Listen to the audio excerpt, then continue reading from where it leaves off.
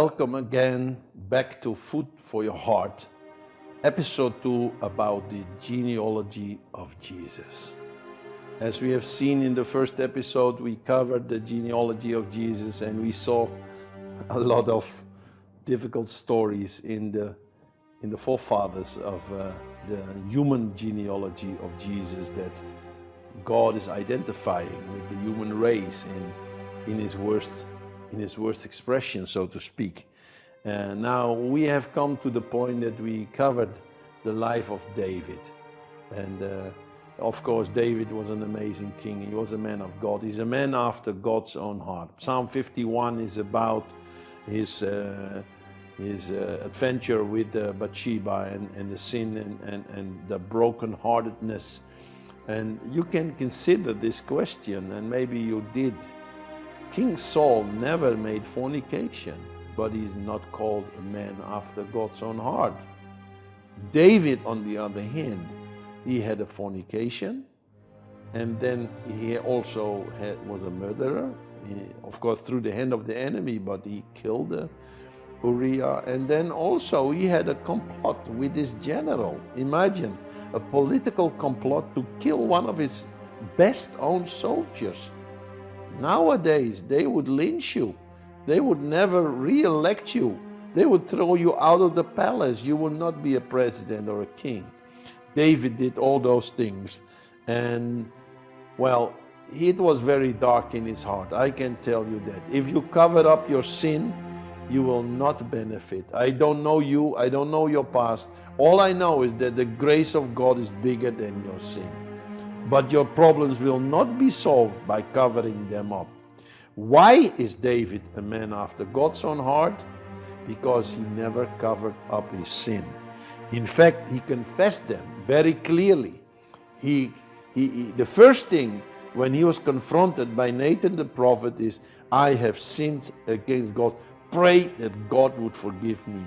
The next verse in the book of Kings is, the Lord has forgiven you, but the sword will not depart from your house. There were consequences of his sin that he could not escape, but he received instant forgiveness. There are consequences of your sin that you may not escape, but it doesn't mean that God cannot forgive you and give you a new chance. I believe this is the reason David is a man after God's own heart. He never covered up. He never played clean. He never denied. He never went around the bush.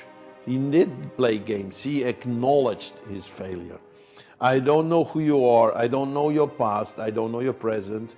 But I know your future can be bright if you are willing to face your life as it is. If you are truthful, you could be a man after God's own heart. If you don't run around the bush and deny that you are a sinner. David acknowledged it and received instant forgiveness, and then he wrote Psalm 51. We can have a whole series on that one only, but there's no time for it now. So what happened is, Bathsheba got pregnant, and then after a while she got a baby, but he died. At least before he died, he got very sick and was about to die. And then David was going to fast and pray and cry to God for the life of the baby. But whatever he did and tried, the child died. In my observation and my belief, it was a blessing of God that the child died and Uriah died. If you consider Uriah coming back, find out that his own king has slept with his own wife, he would be mad. How could he live with that? And it's like God saying, I spare this man the sorrows on this earth, I take him up in heaven. I believe Uriah is in heaven with the Lord. It was the Lord allow him to be taken. It doesn't justify what David did, but I believe God in his grace and mercy thought it's better for Uriah not to suffer all these things that he cannot change, and took him home. And the child, I believe the same thing. This child, if it had grown up, it would always have this stain. Oh, you are born out of wedlock. You are born out of immorality with the king. You're a bastard or whatever. This child was taken into heaven. But now let's look at Bathsheba for a moment. That woman suffered. I mean, she was more or less forced to have sex. In those days, a king was a dictator. He had such a power. How could she resist him when he approached her? She couldn't help but, and you see, there's no scripture in the Bible where God is calling Bathsheba a sinner or punishing her for having the relationship. God kept David responsible for his immoral act, but he made her to suffer because she lost a husband and she lost her first child. Can you imagine the brokenheartedness of that woman? And you can imagine also, if you consider David, that he felt guilty, not only towards God. Psalm 51 is about David being aware that he is a wicked sinner. He did so much evil. He broke not the heart of God only, he sinned against the nation, he sinned against the government, he sinned against God, he sinned against Uriah, he sinned against Bathsheba. He must have felt very bad and made her to suffer the loss of a husband and a child. And so Bible says he slept with her again and to comfort her that she would be pregnant again. And then she was pregnant of a child that the Bible calls Solomon. Now, this is an amazing story. I want you to understand. You know, most of us would say, David and Bathsheba, never anything good can come from that relationship. It started wrong. There can be no blessing. But the amazing thing is, David had fully acknowledged his sin. God had fully forgiven him. And out of this relationship, they got a new son, and he got the name Solomon. Now, what is so amazing about Solomon? Listen to me. This is one of the most amazing stories, in my opinion, in the Bible. Because when she was pregnant, the same prophet Nathan that came to him, Nathan the prophet that came to him, said, this child will be Jedidjah. God loves it so much. Now, human people will say, listen, he slept with that woman, never anything good can come from that relationship. But God says, the child born out of this relationship is my beloved child. Jedidjah means beloved.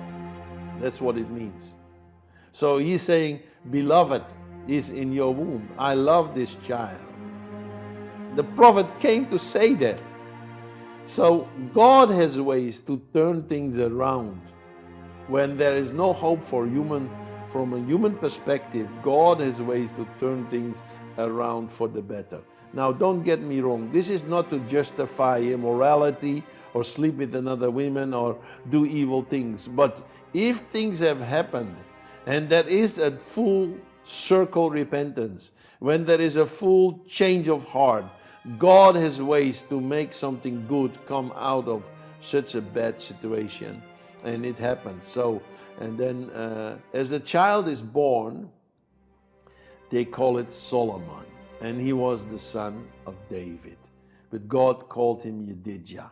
Now, what is so amazing about this? Listen to me. If you study the New Testament, there are 3 pet names for Jesus Christ. It is the son of David. Actually, verse 1 says, the book of the genealogy of Jesus Christ, the son of David. So Solomon is a son of David. Secondly, his name is Solomon. They called him Solomon. Solomon comes from Shalom. And Jerusalem means city of peace. Solomon means Prince of Peace. Another name of Jesus is Prince of Peace. He's not only the son of David, he is the Prince of Peace.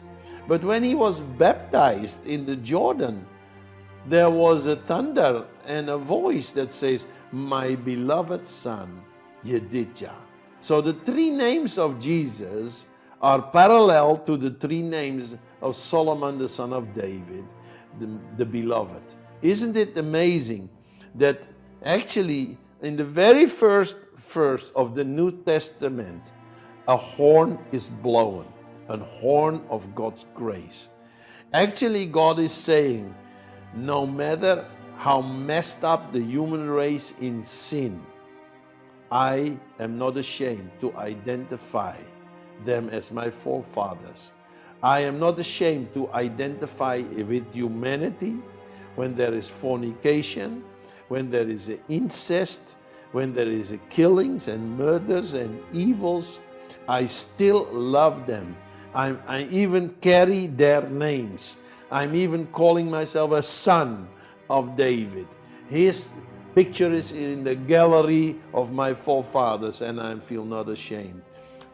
To me, this is one of the greatest, is the trumpet of God's grace. It's actually God shouting from the rooftops. It's blowing the horn and say, no matter how messed up humanity is, my grace is sufficient to bring a change, to bring repentance, to bring a new beginning out of it. And I am not ashamed for humanity. I identify with them. I carried their sin on the cross. I died on their sin. So this is a wonderful story. And I don't know you who is looking at this program, but I know we all can wrestle with sinful temptations. It could be immorality, it could be sex, it could be alcohol, it could be stealing, lying, hatred, it could be fear, selfishness, it could be anything. But I know one thing, God is not ashamed for you. He's not ashamed to identify with you. Even though Jesus is the Son of God, He is the Son of Man. And He became flesh like us. He was tempted like us, but He never sinned. Isn't it amazing that this genealogy of Jesus, the New Testament, starts to blow the trumpet of God's grace, that whoever you are, whatever your background is, God can reconcile you back to Himself if you put your trust in Him.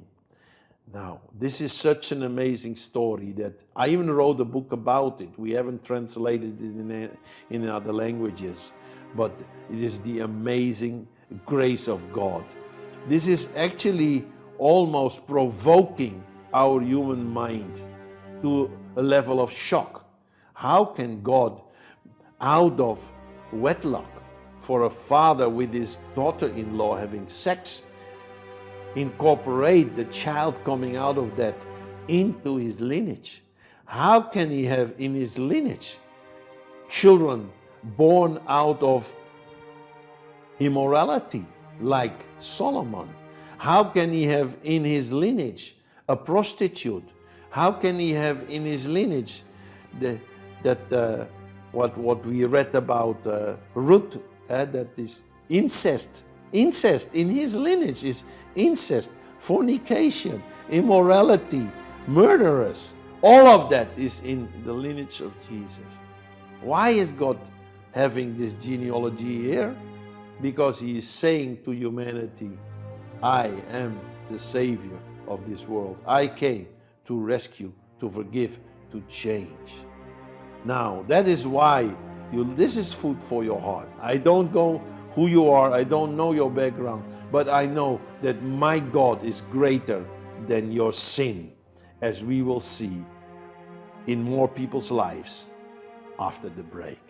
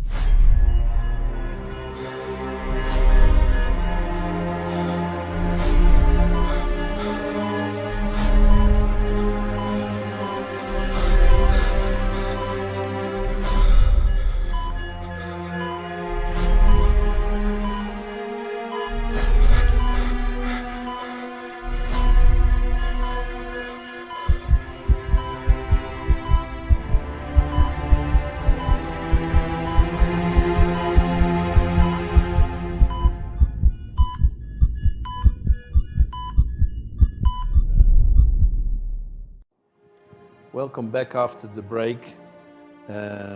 We have discussed such a wonderful topic, the genealogy of Jesus, and it's amazing to see that all these people with all their flaws, with their failures, with their sins, were incorporated in the genealogy of Jesus.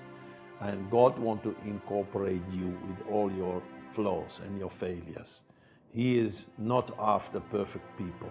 He will perfect you by His grace. It's not that you enter perfect. It's like some people say, I can't go to the doctor, I look too bad, I first need to be better. No, don't turn things around. You come as you are with all your flaws, and then God is doing the healing work in your life. He is doing the transformation. Now, in the roundup of this wonderful teaching about the genealogy of Jesus, I want to show you the Bible is full of impossible people.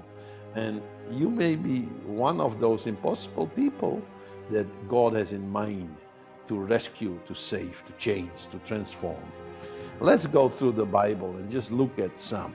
First of all, I mentioned Noah. Maybe you do not know, but Noah was a drunkard. After the flood, he became drunk and he was naked, the Bible says. He was too old when he started to preach when he was 500 years old, and he preached 100 years and he got only 7 people saved. Yet God used him to save the world. Isn't that amazing? So you're never too old. Abraham, another man, he was too old. He was 100 years when he got Isaac. Some people say, I'm too old. Listen, whoever you are, you're never too old. God can use anyone, anytime, anywhere. Then Isaac, he was a daydreamer. He was like a middle of the road guy. You know, we all know the statement, Abraham, Isaac, and Jacob. Now, Abraham was a great guy, and Jacob was he was a liar, he was a cheater, you know, he was a bad guy. But Isaac was like middle of the road guy. He was a gray mouse, so to speak. He wasn't a big guy, he wasn't a small guy, he wasn't bad, he wasn't good. He was like an invisible guy. Even if you are a middle of the road person, you're good enough for God. God can use you even if you're a daydreamer. Then Jacob was a liar and a cheater, and God used him. What about Leah? We all know that Judah was born from Leah, but the Bible says Leah was ugly. You know, some people say, well, I am too ugly, God can use me. Don't look too much to all the advertisements where people make up and they manipulate the pictures to make them look better. You know, in the eyes of God, your beauty is just on the outside. It's just on your skin is not important. God is looking at your heart. Leah was the mother of Judah in the genealogy of Jesus, even though she was ugly. Now, if you're ugly in your eyes, that may be your problem, but it's not a problem to God. He can use you in spite of your ugliness, as at least you think you are. Then Joseph, he was abused by his brothers. In another episode, we discussed his life. No matter how he was mistreated by his brothers, God used him in a most amazing way to save the same brothers that threw him in the pit in the end of the days. So if you are under pressure from brothers and sisters, and if you are in difficulties, or if you're persecuted by fellow Christians, that doesn't limit God to use you. It doesn't matter. As Joseph was used, you can be used as well. And then Moses. Now, you may not know it, but Moses, Bible says he had a stuttering problem. I have another few friends who have this problem. And I have no knowledge about what it exactly is. But Moses was a stuttering, but God used him anyway. And I want you to know that some great ministers used to be stutterers. Oral Roberts, who was the founder of the Oral Roberts University, where thousands of people have been trained in the scriptures, and who has been used in great miracles, he was a stutterer himself when he was a young man. And Benny Hinn, a well-known preacher nowadays, he was a stutterer. So if you stutter, that doesn't limit God to use you. Look Moses was a stutterer, but God gave him a stick in his hand, and he did the most amazing miracles with that stick.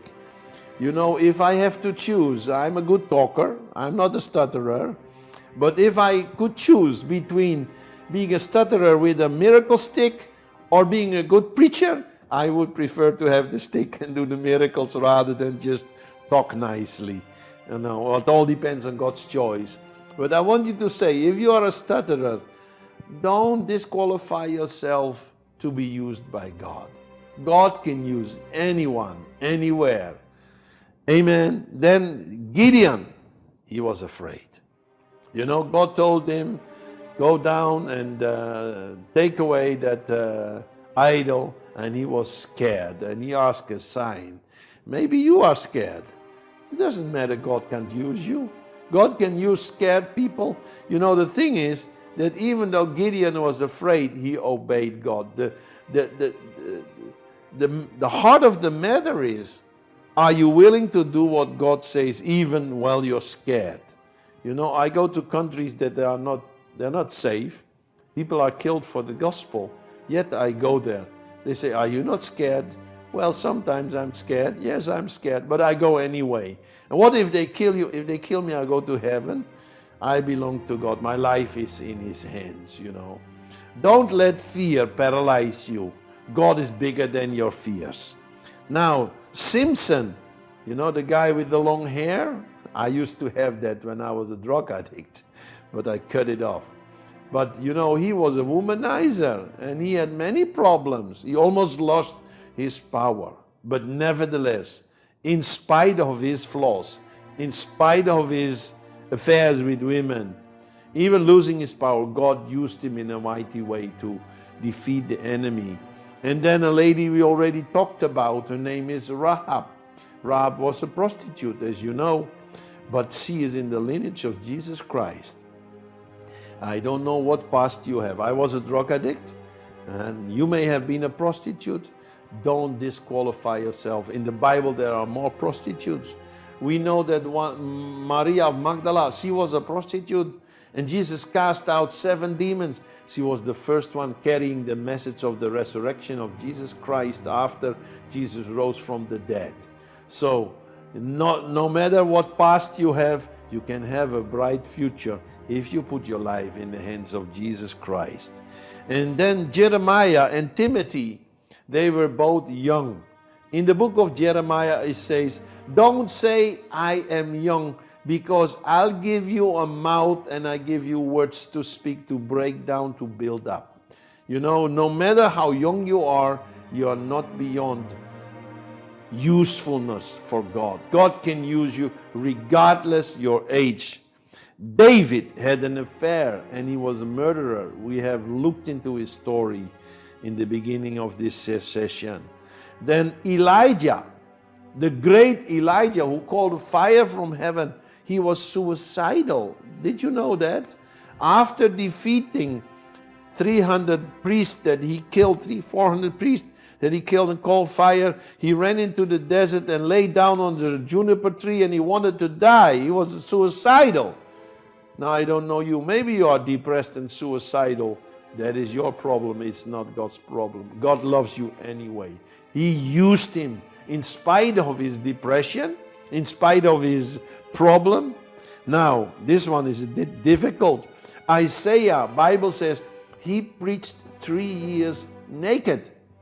I don't know whether he was completely naked, but it's in the Bible. Now, thank God I'm not called to do that. But the Bible says so. Now, but he was used by God in a mighty way. And then Jonah, maybe you can identify, Jonah ran away from God. He was called by God, but he ran away. I knew even a man in Pakistan, he ran away to Brazil. But then God spoke to him, he went back, and now his church has a great revival. You know, maybe you are a runaway and you think God can never use me again. It doesn't matter. When you run away, you can run back to God and God will still use you, and even maybe better than before. Just like Jonah, the whole city of Nineveh repented and got saved because Jonah preached there. But first he was a runaway. If you're a runaway, don't give up, but run back to God. Then Naomi, she was a widow. Sometimes we think, what can a poor widow do? Naomi got a daughter-in-law by the name of Ruth, who is in the lineage of Jesus. God can use widows as much as married women. Then Job. We know the story of Job. That is a tragic story. He lost everything. He lost all his children. He lost his wife. He lost his health. He lost all his possession. But when you read the end of the story, he knew God face to face. And he was twice as wealthy as he was before he lost everything. God is able to turn things around beyond your comprehension. If you are like a Job today, and you're halfway the story, I want to encourage you, don't give up because you have not reached the end of your story. If you put your trust in God like Job, God will turn things around and make everything work together for good, because that is the mind of our God. Don't be discouraged. Don't give up. Don't go for suicide. Trust God. He is able to turn things for the better. Then Peter, he has denied Christ. That's a very sad story. Peter, the great Peter, the apostle, they call him even the Pope of the Catholic Church. That is not true. Nevertheless, Peter denied Christ. And you know the story. He was so crying, broken-hearted, that maybe you have denied Christ. And you think, will God ever forgive me? Will God ever use me? Now look what happened. When Jesus rose from the dead, what did he say to the disciples? Tell the disciples and Peter, he mentioned him separately. It's like God says, I know you denied me, but I loved you before you denied me. I knew you would be denying me, and I still love you after denying me. I'm here to restore you. You will not give up. And God restored him, and he said 3 times to him, do you love me? Do you love me? Do you love me? And Peter said, you know I love you. He actually reversed the curse. I do not know you. I do not know you. I do not know you. Now he say, I love you. I love you. I love you. And he said, take care of my sheep. And on the day of Pentecost, Peter preached hardly 5 minutes and 3,000 people got saved. If you have denied Christ, I want to say, don't give up. God is able to restore you back and use you even better than before. That is his power. Now, the disciples fell asleep while praying. I don't know whether you have that experience. I had that experience. Man, I got so tired, I fell asleep praying, and you feel ashamed. But this is what I say. You better fell asleep praying than fell asleep looking at the bad movie, or fell asleep smoking drugs, or fell asleep drinking alcohol. You better fell asleep in the presence of God than anywhere else. And even though the disciples fell asleep while praying, they are still the apostles, that the founding fathers of the Church of Jesus Christ. They were not perfect. You're not perfect. Don't condemn yourself for falling asleep. You know, God is still there, and there's no better place than to fall asleep in the presence than in the presence of God. Now, Martha, she was worrying about everything. I don't know whether you're a warrior or a worrier. Maybe you're a worrier, and Jesus said, don't worry. Don't worry. And that is many times in the Bible, but Martha was worrying about many things, yet she's an amazing woman, and God used her to see. Then the Samaritan woman, she was divorced 5 times. Zacchaeus was a small guy. Simon was a zealot. He was like a terrorist in his days. Thomas was a doubter. John was a territorial thinker. Jacob and John, they wanted to use the power of God to kill the Samaritans. Paul was religious. Timothy had an ulcer. Lazarus was dead. Now listen, my friend. Some people are dead. Billy Graham is dead, but God is still using him today. His legacy is still drawing thousands to Christ.